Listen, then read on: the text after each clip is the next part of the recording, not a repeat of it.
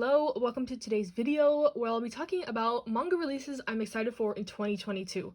Obviously, not everything has been announced that's coming out in 2022. A lot of this is stuff that's coming out in the beginning of the year, and I'll link the article I used for most of this information in addition to me just searching Right Stuff's pre-orders pretty much. But yeah, I'll start with some of the big heavy hitters that I think a lot of people are excited for, myself included. And the first one is going to be March Comes in Like a Lion from Denpa. So I don't think the official date has been released yet, but these releases are going to be in singles. And Denpa just has the best quality of their books, so I know they're going to look gorgeous, even though the release time is probably going to be very slow if Kaiji has anything to say about it.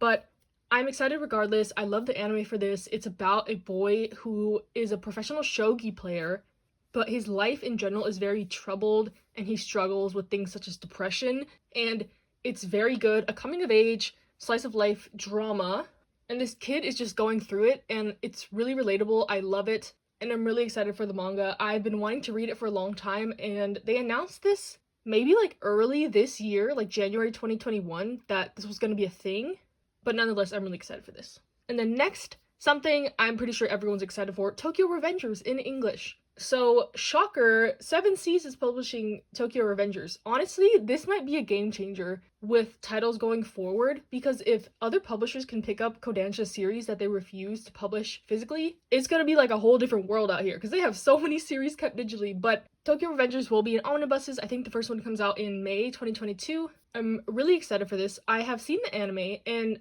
honestly, I thought the anime was just okay, but that was due to some like pacing issues with the anime and the animation in general. I've seen pictures of the art style and I really want to just experience that in its true form because I really did like the concept and the story, so I'm excited to read the source material. The anime was okay. It was enough to get me interested in the manga. I actually pre-ordered the Spanish editions, but Book Depository canceled them on me, so I'm in the train with all the rest of y'all with the English volumes. So yeah, I'm really excited for that. I'm excited to see how they look too. I don't really care that much about the aesthetics of manga, and Seven Seas usually does a really good job with their publications. I know today that I'm filming this, the Chinese BL novels just came out, and I feel like it's going to be a similar phenomenon with Tokyo Revengers. Like, it's going to be big. And then a series that I have already read, I've read scans for this, Occupation to Beloved by Asumika Nakamura. Technically, this is going to be volumes 5 and 6 in an omnibus of the Dokusei series, but it is more of an anthology of short works, where a few of them do focus on the main couple from Dokusei. But regardless, I think this is a solid entry to the series, and honestly, this just means we're one step closer to Blanc. Please, Seven Seas. If they announce that, I will be just over the moon. I think they will, because it's the next in the series. But yeah, like I said, Occupation to Beloved is a anthology type thing of a bunch of BL stories, but if you do want to know the context to some of the stories in there, I would recommend the first 3 volumes of the Dokusei series. You don't need to read Sora Tahara if you don't want to. But yeah, really excited for that. Again, another Seven Seas publication. They're hitting it out of the park lately. And then another title I have read already, Lynx by the author of Given. This is another short story collection. I think I read this back in like 2015. According to my anime list, I rated it a 7 out of 10. And obviously I want to support stuff that I've read scanned in the past, so I'm gonna buy it. It's just 1 volume. And I know they already have this out in Spanish. I feel like English publishers are kind of following trends from other languages because a lot of the series I'm mentioning already have publications in other languages. So English publishers are kind of behind. They need to get on top of these things. I feel like they're just watching what is successful in other languages and kind of piggybacking off that, which is nothing wrong with that. But every time I go to buy a series in Spanish, I feel like I'll search it up and then it's like, oh, coming in English in a couple months. And I'm like, oh, okay, great. I don't have to pay $10 more to get it in Spanish. So yeah, excited for Lynx.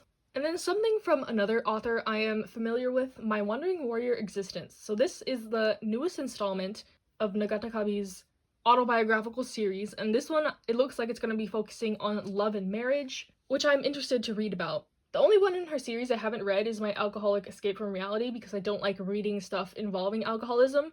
But this one I think will be interesting.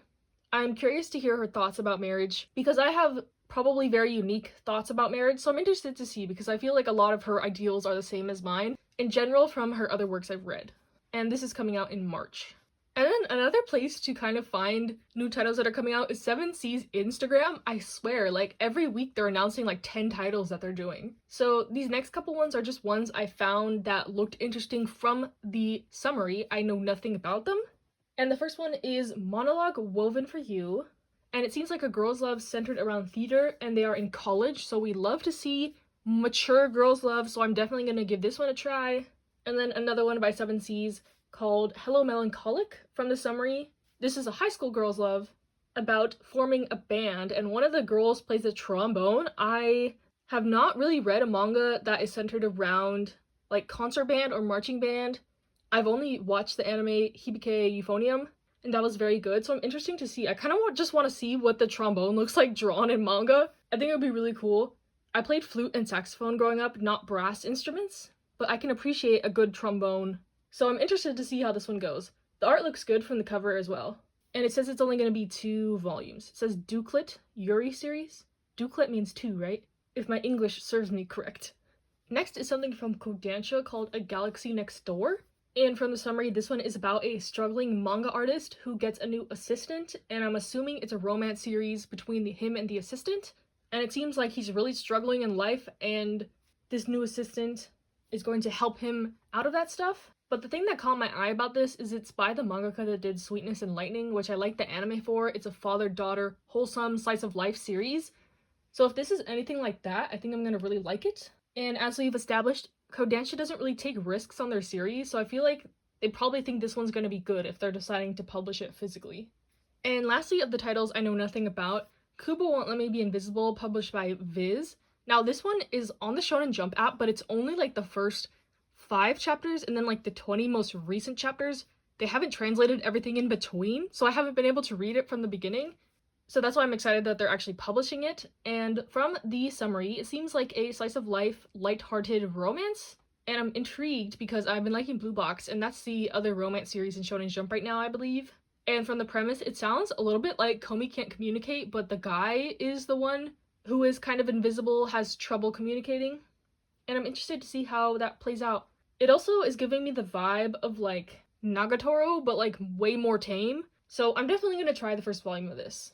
And then, of course, you can't have 2022 without your continuing series, and I'll just rattle off a few that I'm really looking forward to, especially My Dress Up Darling, Volume 5. It's been a while since the last volume came out. Continuing Yamushi Pedal, they're actually about to catch up to where I have read in the scans before, so I can finally continue the second Inner High. I swear, if they don't catch up before the 5th season of the anime comes out, I don't know what to tell them, because it's been 4 years they've had to catch up.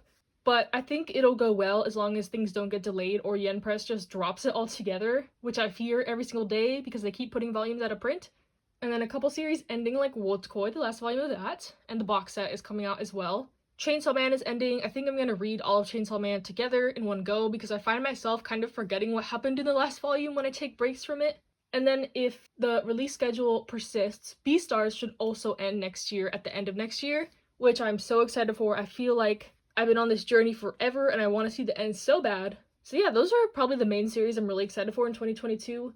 Of course, I have others that I'm keeping up with. I'm excited for more reprints of Nana in January, more volumes of Toleban Hanako-kun, the last volume of Boys Run the Riot, it got pushed to January, more volumes of Dr. Stone, My Hero Academia. They're reprinting the last volume of Hunter x Hunter that I need in January. Lots of things to look forward to in 2022. So let me know what you're excited for. I know my list might not be very typical of things that are coming out. Like, I'm not excited for more Junji Ito stuff, or I know Sakamoto Days is coming out, which seems actually kind of interesting a little bit. There's like Alice in Borderland, Dragon Quest manga, the one with the rooster on the cover, I don't know. I know a lot of people are excited for those ones, but for me specifically, this was my list. And again, I'll link that article that has everything so far that's coming out newly in 2022.